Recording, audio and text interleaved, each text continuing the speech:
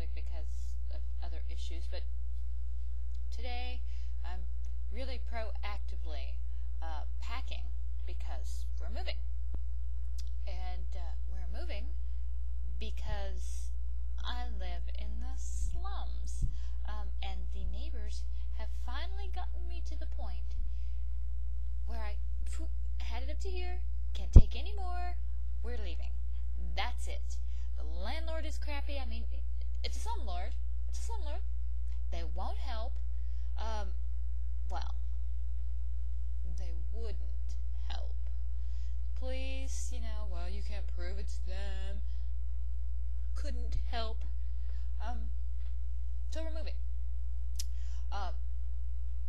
And these neighbors are just, these are the granddaddy of them all. We've had some really crappy neighbors. But these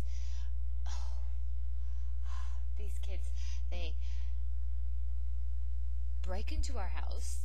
They abuse all of the animals in the neighborhood. I can't even put a plant outside because they rip it apart. And the mother sits there and, when she bothers to come outside so that she can smoke a cigarette, when bothers to notice what they're doing, she doesn't stop them. They stand at the side of the road and they throw rocks at cars. These are children who are out of control. And you look at them and you say, wow, those boys are going to know prison before they graduate from high school. And feel completely confident in that prediction because they're running rampant. And their parents don't care, and their parents are the kind of people who just always seem to, they fall in a pile of crap and come out smelling like roses. Oh, those people irritate the Jesus out of me. But that's not the point. The point is, we're moving. Because it all came to a head. This woman's children, and she has a husband. There are two parents in this household.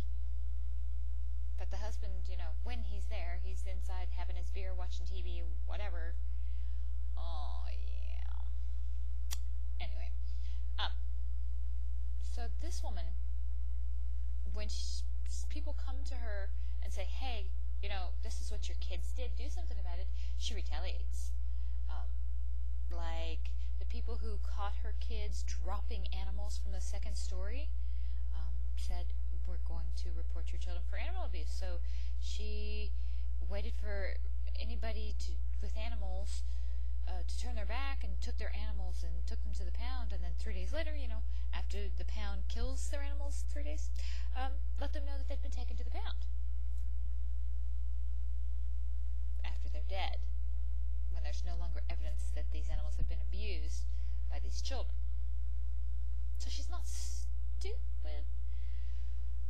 I don't want to say she's not stupid, but she's not stupid. It's more an animal canniness. That cunning, that animal cunning. Yes, that's the word I want. She's cunning, and it's gross. Anyway, so I had to come home from work one day because her children took my children's house key and wouldn't give it back, so I had to, knock on the door, hey, give us back the house key, and she did the whole interlude ended with her screaming profanity at me and at my children, and calling my children, including my 9-year-old daughter, white trash pigs, and well, maybe she shouldn't have told me in a previous encounter that, oh, she loved her husband so much because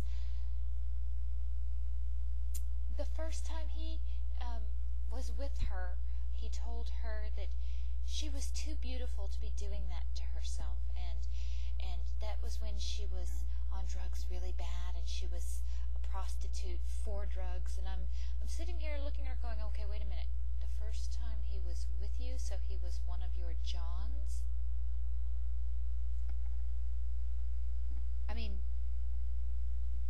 Maybe I'm making a strange connection here, but you're telling me you're a crack whore, and the first time you were with the man, he said you were too beautiful to be doing that to yourself?